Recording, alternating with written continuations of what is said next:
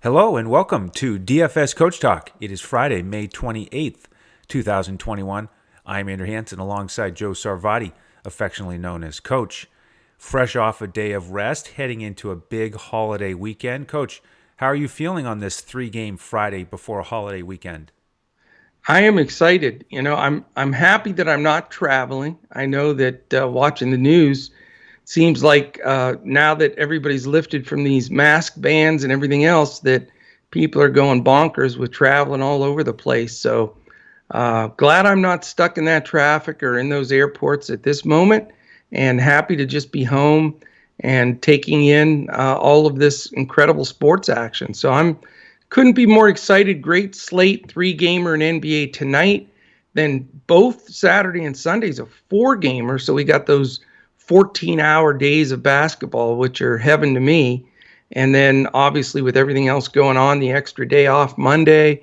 And man, it's what's there not to like, right? I agree. And we got some momentum here. All the builds last night cashed except the hybrid on FanDuel that had too much exposure to game one, which was a blowout courtesy Yeah. of Milwaukee. But thankfully, our GPP didn't have anybody from that game. It had everybody from games 2 and 3, and that was a top 5% lineup. So we had some happy members with that one. And we are Yes. going to see if we go for the full sweep here today on all the sites, Coach. No doubt. Well done. Congratulations on that lineup. And yeah, man, what a shocker that Miami just absolutely looked like they had already given up. What a I couldn't dud. believe I was stunned. Couldn't Yep. believe it. Really unfortunate. So Yep. we'll see about that one here over the weekend. But before we get there, let's start with New York and Atlanta, and Yeah. kind of a balanced slate here with tip-offs, Coach. 7 o'clock, 8:30, and 9:30. That's much better, man. Yeah, It's hard flipping back and forth between games and not missing, important stuff. Last night was nuts. yeah, we want to see it all, and we'll get a good glimpse of New York and Atlanta moving Yeah. down south, tied at 1 here. It's been a real tough, hard-fought series, low-scoring games. Once again, the total is the lowest on the board at 211. Atlanta favored by 5 at BetUS.com.pa, our presenting sponsor. And we have Mitch Robb still out for New York. Other than that, these two teams are ready to go. I'll Yeah. jump in on the New York side. Sure. We've got that low total because of these pace factors, 30th and 23rd. So it's the slowest game. Game three is slow as well, but very slow. We've got the Knicks' awesome defense.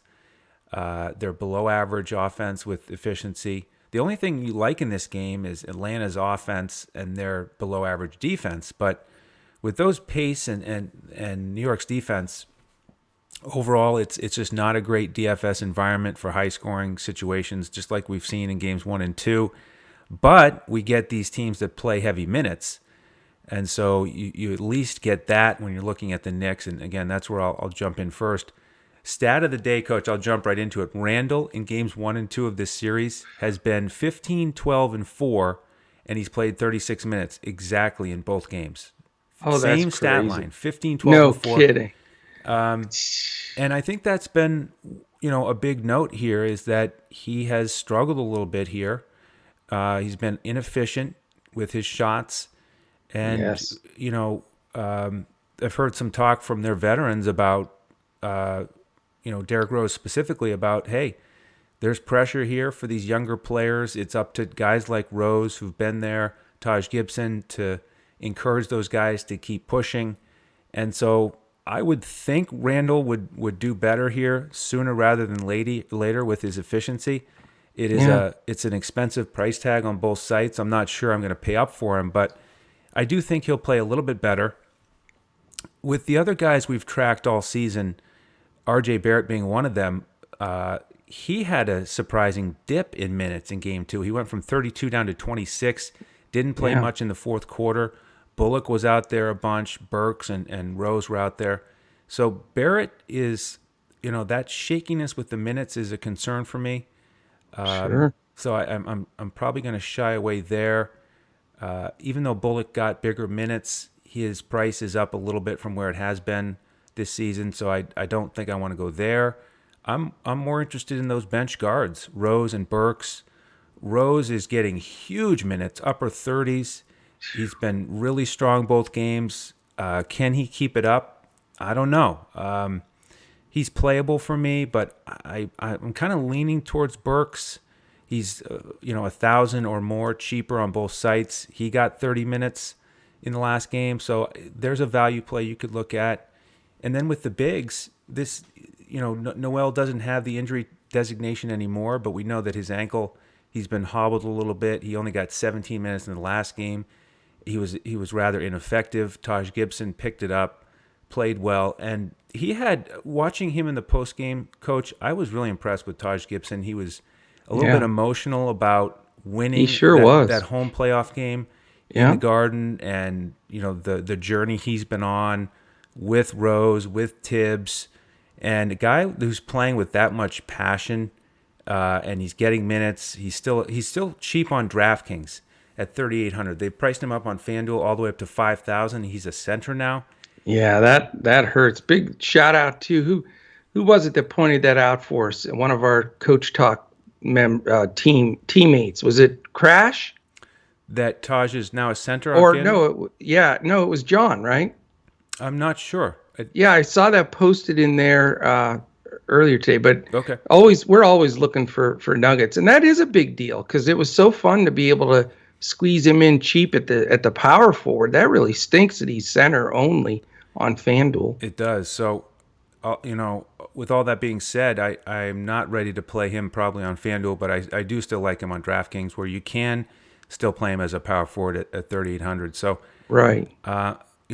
it's funny, but I'm a little more interested in this New York bench with Rose or Burks or Gibson. How about you? 100%. I mean, I think that the truth was told in this last game. I mean, they're down, 1-0 in the series, and it's a close game at halftime, and Tibbs knows that this is do or die. And what does he do? He starts Rose in the second half. Peyton never gets back in the game. So I would think, Elf might get his first 5 minutes of the game at most again if he even starts. And then, so Elf's got to be taken out of everything. I mean, they're obviously not having any confidence in him at all. So I think he completely showed his hand, and it's all about Derrick Rose and Alec Burks. They got all the big shots. They combined for 34 field goal attempts. They took 8 threes between them, and they both ran the show. I mean, they really did, were the two go-to guys on the perimeter for the team in the second half, and I don't see why they would steer from that. So both Rose and Burks are the two guys that really interest me the most. I'm with you on Bullock. I think that his minutes are safe because they need his defensive presence. So I think he'll get 30 again. It's just, he took 8 shots. That's usually about what that he does at most. He's not a volume shooter, but you can consider him. So there's 3 guys from the Knicks in a game, like you mentioned, that is not super high scoring, or supposed to be, and not much of a pace. I think you consider all the way around. My question comes with what you had posed to me is, what's the story with Julius Randle? How is that going to go? The fact that he was 16, 4, and 12 or whatever it was, exact same stats, is mind-boggling because those are lousy stats for him. I mean, that's bad.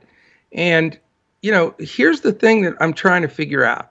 I've been on Randle. I played him the first 2 games, and he really disappointed me. Is it going to be less pressure being in Atlanta and not being in front of the Madison Square Garden crew there? I know they're supportive and all of that, but the constant chanting, against Hawks players, chanting MVP for him all the time, I mean, that gets in a young player's head and just ratchets up the pressure. I think you're right. I think he'll play better in Atlanta, stress off. You're not going to really boo him there, but he's not going to have that same pressure, I think, that he felt in the Garden. So I think Randall's in play. The question is, do I have the guts to go up and spend that much again after 2 bitter disappointments? And that's really the decision I have to make. But I really do like the Knicks side of this. I think going Randle and Burks, or even going Burks and Rose, I'm not afraid to do that. And I definitely like to have some exposure there. I'm not going to go with the Noel Gibson split, unless, on sites where you can play Gibson as a cheap power forward, but he won't, be able to take that center spot for me. So I do like that side of the ball. I think that the Knicks will play decent. I think that'll be a good game, and I don't think it has to be super low scoring. These teams can both be offensively efficient at times. As far as the Atlanta side goes, we have my man DeAndre Hunter has now, back into the starting lineup over 30 minutes, just his second game back. And he had 18 points, 6 rebounds. I mean, he's just such a solid player. Took 8 threes, made 3 of them. He's in play. His price still hasn't adjusted to where he's unplayable by any stretch. So I'm a big Hunter backer. I think he's a good play. Bogdanovich and Young, of course, you have to look at both. Trey has been lighting it up. There's no question about it. And if D Rose is going to play monster minutes and he and Trey Young are playing against each other, neither one of them can play defense. So, I don't have a problem with anybody using the correlation and spending up and going Young with Rose on the other side. I think it makes perfect sense. Bogdanovich, like you said, is very, very tempting. I mean, 21 shots up again. He was only 2 for 13 from 3, which he generally always makes better, more shots than that. So if he keeps taking them, I think he's a great, great play as well. So, you've got lots of options. I really like this game more so than some of the others. Not going to go to Capella, too expensive. Collins was in foul trouble. Don't trust him as far as I can throw him. So for me, I think I'm probably going to come out of this game, Andrew, with a possibility of 3 of my guys, even though this is the lowest number on the board. I just think, it's 1-1. It's an intense matchup. And I do think that the fact that they're playing in Atlanta is actually a positive for these teams not feeling as much pressure from those rough Knicks fans and the whole, aura at the Garden. Yeah, I agree with you on Randle there. And Trey, obviously, he conquered that situation in game 1, but I think it probably took a little bit out of him. Game 2, he didn't have. I do too. He scored 30, but he didn't quite do it. And by the way, Coach McMillan after the game talking about minutes, where he was talking about the fatigue for those guys, and should he have played them more minutes? And he was pushing back and saying, bringing Trey back into the fourth, 7-8 minutes left. The typical rotation was plenty. He didn't want to push him any more than that 35, 36 minute range. So that would be one caveat with these Atlanta guys is I don't think you're going to get the Knicks-like minutes from Tibbs that you see with Randle if he gets over 30. Here's the thing. I would bet it would be more likely that Randle would get 38 to 40 than Trey Young would. If anything, I think the starters' minutes for Atlanta might go down a couple. But I do like Trey to bounce back in Game 3. Bogdanovich, if he's going to take 13 threes again, then I'll definitely consider him. And Hunter, we talked about how Game 1 it was 22 minutes. We talked about will he get 26, 28. If he was going to play 30, we would definitely plug him in there. I think we ended up putting him in the GPP. But I'm ready to play him everywhere. On 32 minutes this last time, and a rest now. So I'm with you. Yep, and 4,000 even on DraftKings. Come on, that's a free square, isn't it? I like him for sure. Yep, and then I agree with you. Not going to the bigs on Atlanta. Herter or Gallinari off the bench could get it done at their prices, but not my first options. Again, especially with Hunter in that same price range, I'll just go there all day and he's going to be so chalky, but it is what it is. Yep, we go with it. Yep. All right, great. Let's move to Game 2, Brooklyn and Boston. We have an hour and a half to strategize for that one after the slate starts. Right. We have 2-0 series for Brooklyn. Coach, big spread here. What's going to happen? Is Boston going to put up a fight, or is it going to be another Milwaukee-Miami situation where the road team goes up 3-0 and the home team is one game away from summertime?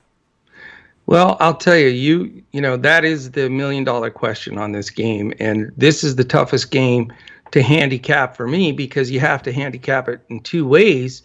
And that showed, like you said, yesterday with Milwaukee and Miami. I mean, if this game gets out of control, it's a 9-point spread and it's a 227 over under. So you've got the highest over under, and it's 17 points higher than this Knicks Atlanta game, and that's serious. And you've got two teams with average pace 11 and 20, but neither team is very good defensively. 21 and 15, average to below average for playoff teams. And then never forget that Brooklyn's the most efficient offense in the league, and Boston was 11th, although I don't believe they are now with Brown and everybody being out. So, with that 9-point spread, is it going to stay close? That's what everybody needs to know. Because if it does, this could be the game you need the most exposure from, because we know who the standouts, the three super studs from Brooklyn, and then I would say Tatum and Walker fall into that from the Stars side. So you're going to have to spend salary here, but it may be necessary. Then again, if it goes south for Boston, we could be looking at reduced minutes, nightmare situation like what happened with Milwaukee yesterday in Miami.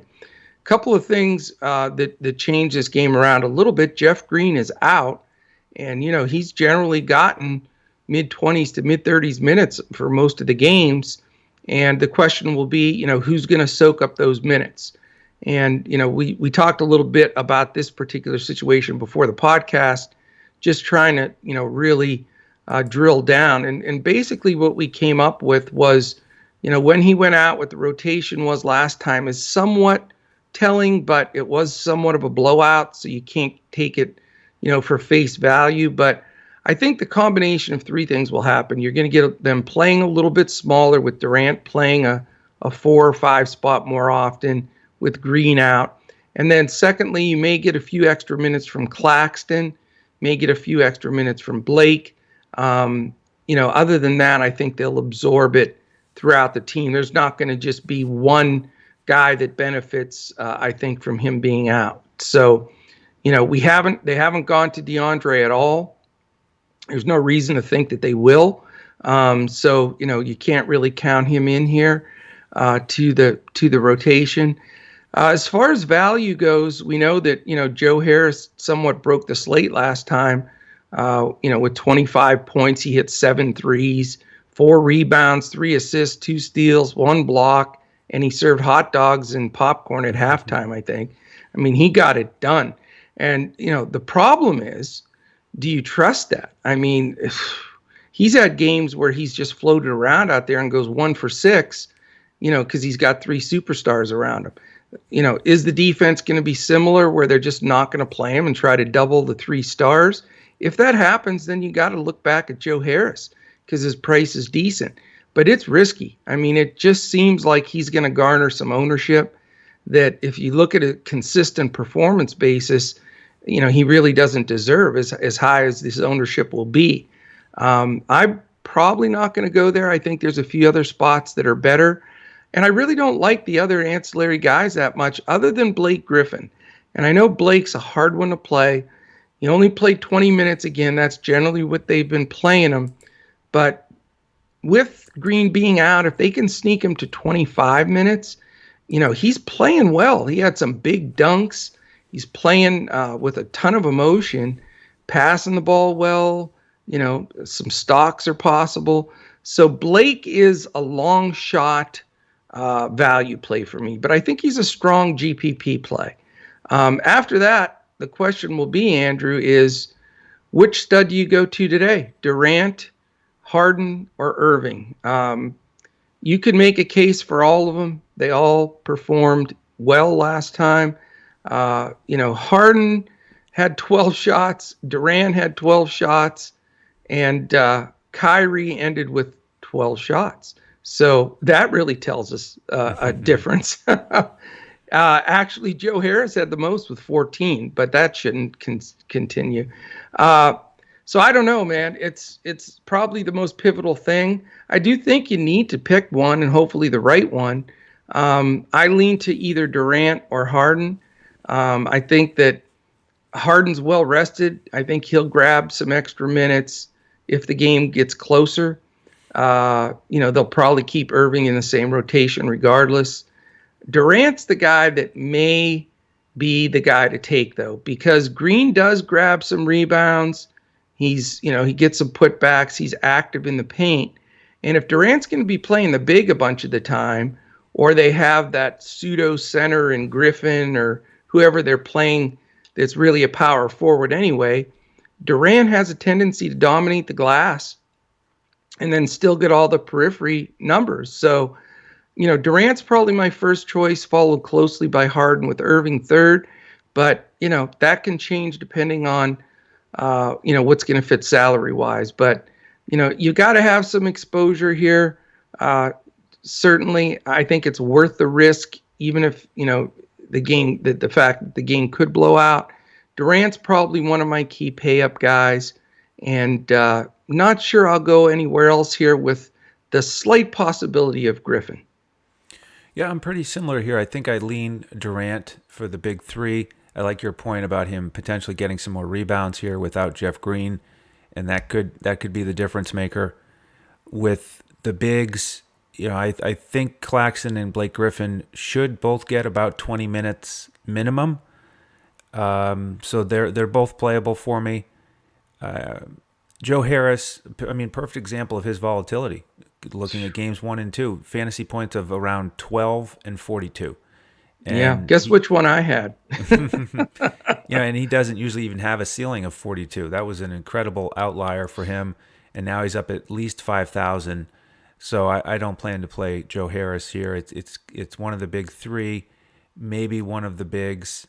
And, the bench is a little bit risky. I think Bruce Brown and Shamet got a couple extra minutes because of the blowout. So they're not my favorite value plays here. On the Boston side, I think this is one of those situations where, like Miami, Milwaukee yesterday, there's so much potential with these stars if it's a high-scoring, close game, but so much downside if it isn't, that this could be a good slate for two builds. One where this one is staying close and you have 3-4 guys from it. Another lineup where you have maybe one or none from this game. Right. It's a little harder to think about nobody from this game because it's significantly the highest total with the best pace. So I'm going to keep playing with that. But on at least one lineup, I'm not going to have multiple Celtics here. That's for sure. But if I do build a significant game stack, Tatum, Walker, like you said, they have to step up, so they're in consideration. Marcus Smart, I like his discounted price. So he's if I can only have one Celtic, he's right near the top of the list, and then one of the bigs. I'll look at Thompson and Robert Williams. They're both, at the most getting around half the game, but they're both right around 5,000. And Tristan Thompson has been about 6x both games. Robert Williams had the incredible first game. He got in foul trouble the second game, 17 minutes, didn't do quite as much. But they're both playable. And then the Boston bench, I'm not looking there. Jabari Parker took a big hit in minutes. He went from 22 to 6. Grant Williams picked up 12 minutes after getting 0 in the first game. Yeah. Neesmith hasn't really been shooting that well. Pritchard hasn't done it yet. So really, it's Marcus Smart, one of the bigs. And then if you really want a bigger game stack, then you could look at Kemba or Tatum. Yeah, it's a tough call. Tatum is so expensive. Kemba's pretty expensive as well. But, I've got to believe that they realize if they lose this game, it's over. So this, in my estimation, has to be considered an elimination game for Boston. So, I would imagine Tatum is going to get full minutes.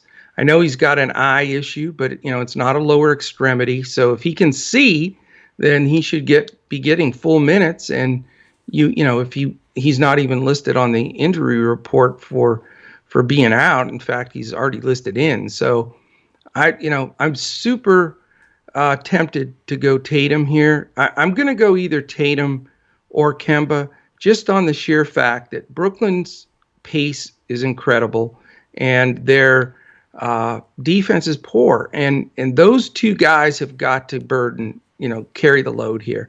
Smart, yes, is a good third guy. He did have the most shots last time, even though nobody shot it a ton.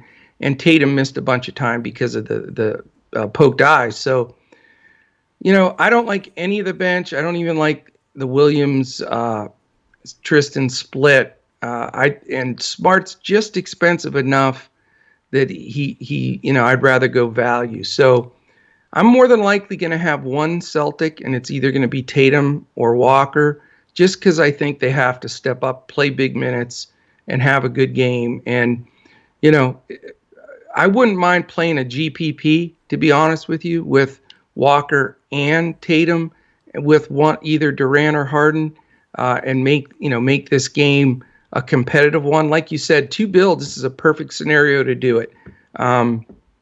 It worked yesterday for you, like with the, having a lot of that first game and then completely fading that first game. I think you can use the same strategy tonight. This just happens to be the second game on this slate, but you can still do it. And I think it can pay off, because if it does stay close, and it could, this could be a real blow-up game for the main guys. So I think Boston has some fight in them. I think the fact that they'll be in front of that crowd and they'll be fired up, and I think they're a decent play today, more so than they were having to play in Brooklyn. So I'm going to be there. I'll put my green sweatshirt on and even try to boot them home before I get fired up for my Mavericks. Right. Well, before we get to your Mavericks in Game 3, do you want to invite folks and let them know how they can join the family? No, that's okay. Yes, absolutely. We would love to have you join us. DFSCoachTalk.com is where you can go. You can join us for, I always pitch this real heavy on Fridays. The 3-day pass is $10. Listen to the pod, jump on DFSCoachTalk.com, sign up. You get 3 full days, today, Saturday, Sunday.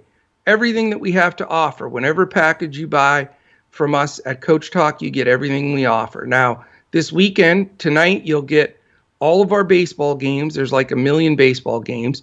You'll get the 3 playoff basketball games, and you'll get our weekend-only PGA golf lineups. So you're going to get everything that's active right now for us. You always do with any slate that you sign up for. And if you want to take advantage of the 2-month NBA playoff special, you can get 2 full months of everything that we put forward at Coach Talk, all the content, all the lineups, all the podcasts, everything that we do. You can get all of that for $111 for 2 months. And that's also available at our Coach Talk website. If you're looking to bet on games and you want to take advantage of our BetUS.com.pa lineup, you can go there, sign up for the first time with them.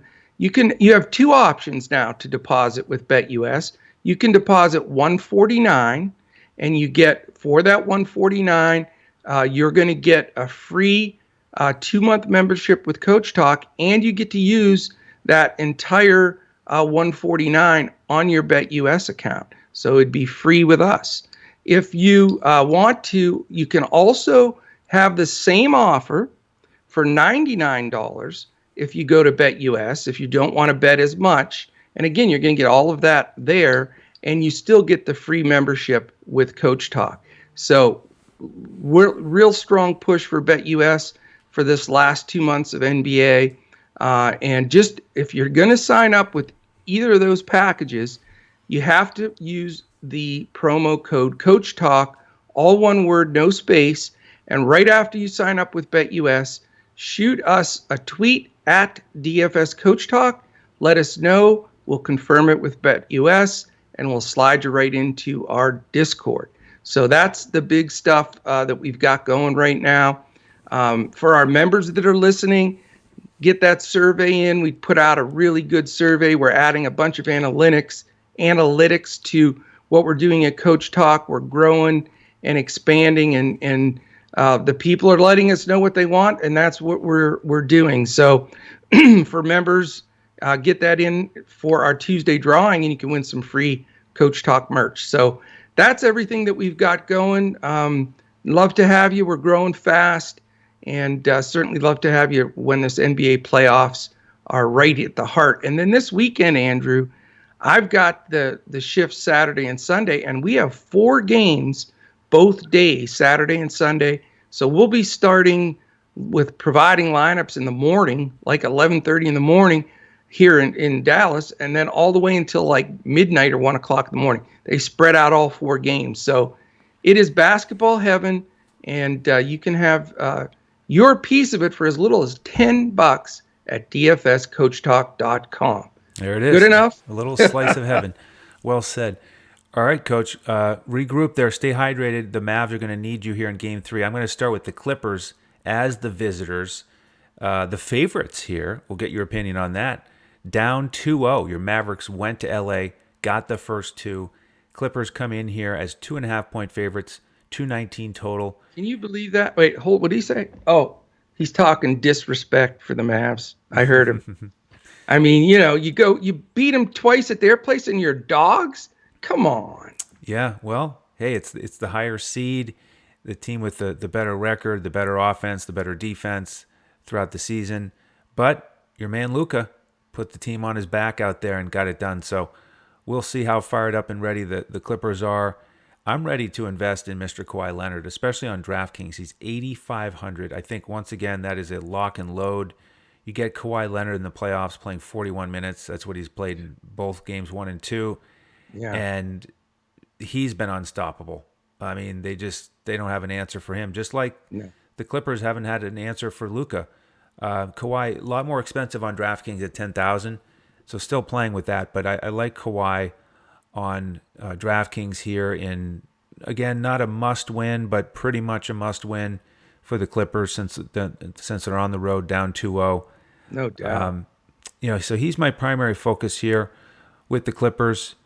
Paul George, a little bit cheaper. He's also getting at least 40 minutes a game. He's playable. Pat Beverly, here's a GPP option who he's played 17 and 23 minutes, hasn't done a ton, but right. I just don't see him going 3, 4, 5 games in a row without having one of those 3 steals, hit 3 3-pointers, chip in 4 assists, 4 or 5 rebounds. That's just what he usually does. So he's on my radar as a GPP play. Same thing with Marcus Morris. Once again, poor shooting night. He's been ice cold. This time he fouled out, and so he got fewer minutes because he got his 6 fouls. But he's the type of player on a 3-game slate in the mid 4K range where you feel pretty good about the minutes. You figure he's going to get 9-10 shots. And he's had such a good season. You don't usually see him have 3 bad games in a row. Yeah. So he's playable for me. I don't know if I'd go anywhere else with the Clippers. Zubac's minutes haven't been good. Ibaka is questionable with the back. His minutes have been down. Batum didn't play as much in Game 2. Reggie Jackson got 30 minutes and played better, but he's expensive on FanDuel at $5,000. Rondo, more expensive than Beverly. Figure he'll probably be more involved offensively while he's out there, so he's playable for me. But I'm really looking at Kawhi and Marcus Morris as key figures in my lineups today. Interesting. Yeah, I mean, this is going to be a great game, no doubt. I mean, it's a 2.5-point favorite, like you said, for the Clippers that I have it at right now. 219.5 over under. You got to remember this, though, about this game. This has been the sexy game to pick here in these first 2 with Luka and Kawhi and all the big numbers that are coming out of it. 25th and 28th pace teams, though.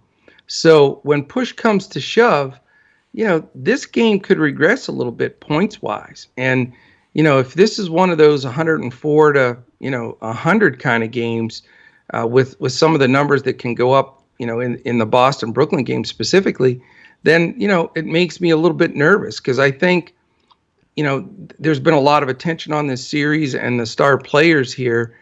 I'm just concerned there's going to be a little bit of over-ownership with the Lukas and Kawhis and all the big names. You know, defensively, 8th and 17th, nothing to write home about.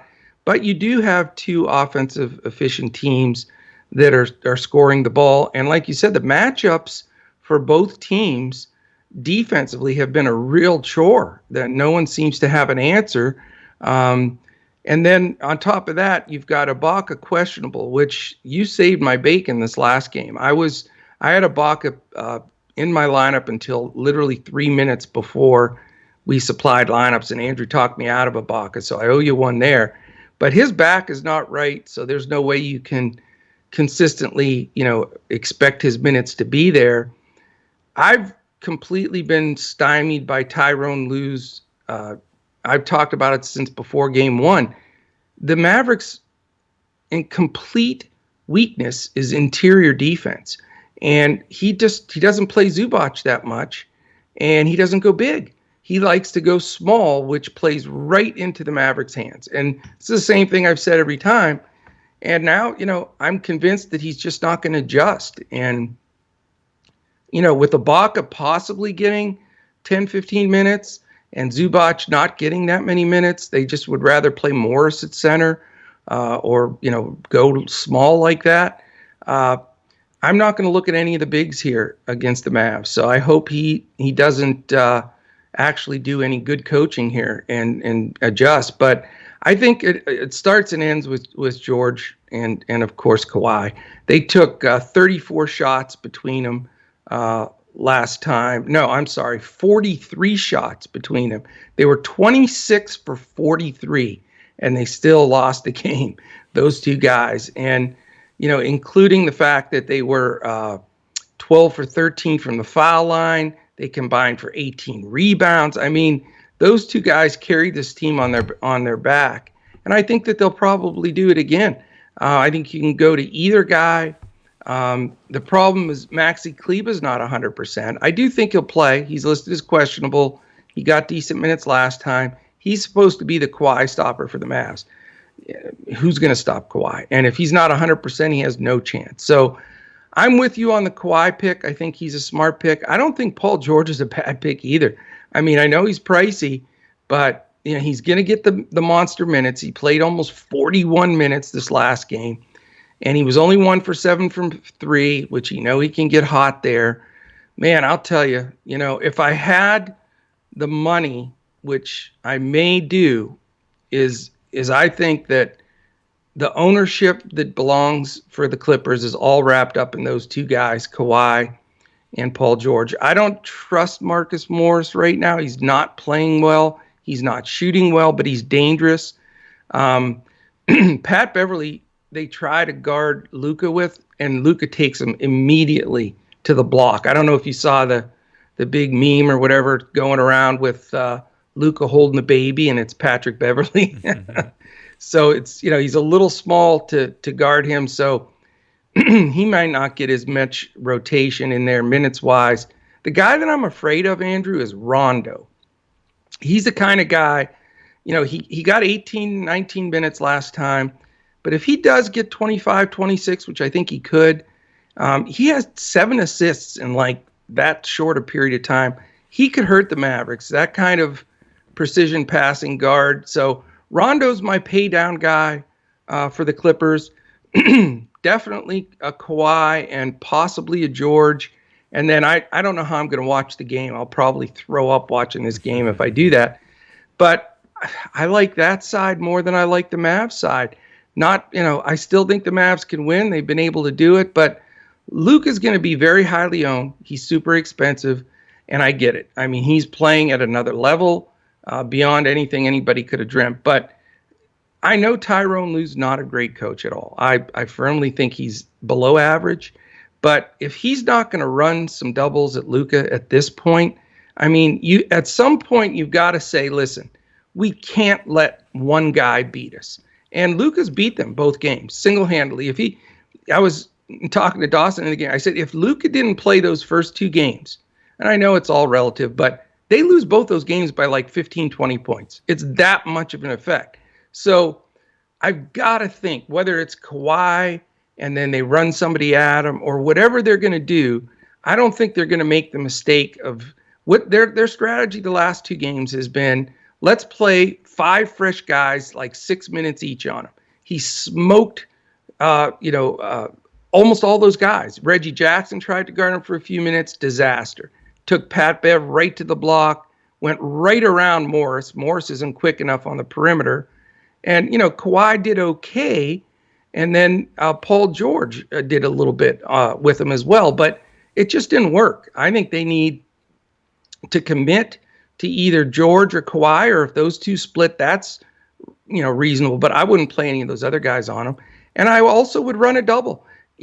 He does make you pay when he passes the ball. But do you want to get beat by a penetration and one by Luka, or a 3-pointer from Dorian Finney-Smith? I'll take my chances with DFS or some of those guys. So I'm not going to play Luka. I don't trust Porzingis as far as I could throw him for the price that he is. He had 20 points last game, but again, 0 assists, only 4 rebounds, and the guy's a million feet tall. I don't think he's worth his salary. The guy that I'll mention again, and I played him every game so far, and he's paid off 7-8x, and that's Tim Hardaway Jr.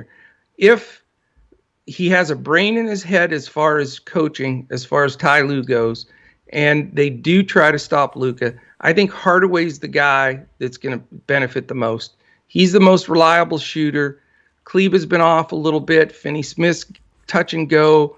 Brunson's more of a control the ball out there. Richardson's inconsistent. I mean, it's really Hardaway or bust if they really try to take away Luka. And his price is still fair enough. It's not super cheap anymore, but I think he's the good pay down guy here. So as weird as it sounds, I could be loaded up with 2 or 3 Clippers and just maybe a Hardaway on this side. I think that's the smart way to go. I hope that I'm wrong in that sense as far as a Mavs fan, but I feel like I'm onto something as a DFS player. So unfortunately, that's where I'm going, Andrew. I'm surprised Dirk is still smiling back there behind you. He spit at me. You missed it, and I think that was very rude. No Luka tonight? No. So is this because and no Porzingis? Well, that I can understand, but you think that the Clippers are going to change their defensive approach enough so that Luka won't smash? That's what I assume. Now, if he's that dumb and he keeps trying to rotate those guys on him, and he'll score 40 again and get it done. I think you could see more of a 22, 24-point game from Luka, which isn't bad, but at his salary, I just don't know if he's going to break the slate. I think they can do that to him more than the Mavs can try to control Kawhi specifically, and even Paul George, because of the matchup problems. So I don't feel confident about this game as a Mavs fan, and I think that hopefully, Ty Lue has some decent assistant coaches there. Hopefully somebody can get him to change his strategy, because if they do, and the Clippers get this series is way far from over, and it'll be pins and needles tonight. I'll have my money where my brain is, and my heart will be pounding for the Mavs to do well. And somehow, if there's a possibility that both can work out for me, great. Right, yeah. Well, I know you didn't expect that, did you? No, and that's admirable. That's the way you need to do it, to build lineups with your head, not your heart. So I commend you for that. I agree that if they do limit Luka, Tim Hardaway Jr. should get plenty of shots and continue to be a great value. DFS, I think, is playable because of the extra shots. But, I was surprised really in game 2 that Luka was continue to be so effective with guys like Kawhi on him. And the thing that stood out to me is just that Luka has just enough size to be out there 4 or 5 feet behind the 3-point line, getting to his spot and getting his shot off comfortably. Yeah. He'll usually fall away a little bit, but I mean, it just sort of looks like he was out there shooting around by himself, just kind of getting to his spot, loading up his 3 and hitting it. And nobody, not even Kawhi, could stop that. So could they be more aggressive with double teams and really try to prevent him from getting as many shot attempts? Yeah, I think they could. And so I do think it's possible that he goes 20, 22, 24 points instead and doesn't smash. But man, he's rolling. I won't. There's no way I can fade him completely. So maybe it's more of a GPP build where you leave him out and you put some faith in Lou and company with that Clippers coaching staff. But with the other guys, yeah, I think I'm with you there. I'd be happy for you if the Mavs can get the W, but I don't think I'll probably invest in any of their peripheral guys tonight. So, yeah, might have to be more Clippers exposure here than Mavericks. Yeah, it's going to be interesting. You got to see how these coaches react and what gets in their heads. But I mean, how do you let one guy beat you? I mean, he really did beat them 2 games in a row, pretty single-handedly. Yep. I mean, he really did.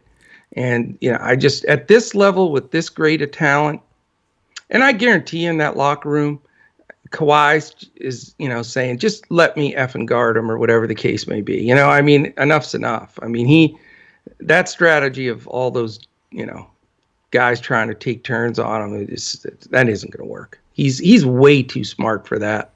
So we'll see. I hope they do the same thing. That's for sure. Yeah, it's going to be a fun way to wrap it up at 9:30 tonight for the tip in Game 3. We're going to have a lot of fun building these lineups here throughout the afternoon. Appreciate all your support. If you haven't already, please subscribe on YouTube to grow the channel here and be notified when these podcasts post. They are going to come 7 days a week. That's what we're doing here in the playoffs. We've done it all season, so we'll keep that going. Appreciate all your support everywhere. Again, with memberships, you have any questions, just reach out to us on Twitter at DFS Coach Talk. You can also find the coach at JOESARVADI. You can find me at Language Olympic. Coach will be back tomorrow for a full 4-game NBA slate. But like he said, we have a lot going on tonight with basketball, baseball, and golf. So join us through dfscoachtalk.com. We'd love to have you. All right, Coach, let's get after these lineups here and absolutely dominate tonight and then do it again tomorrow. Let's get it. All right. Well, on behalf of the coach and the rest of the DFS Coach Talk team, I'm Andrew Hansen. Thank you for joining us. We'll see you tomorrow as we look to crush it in DFS.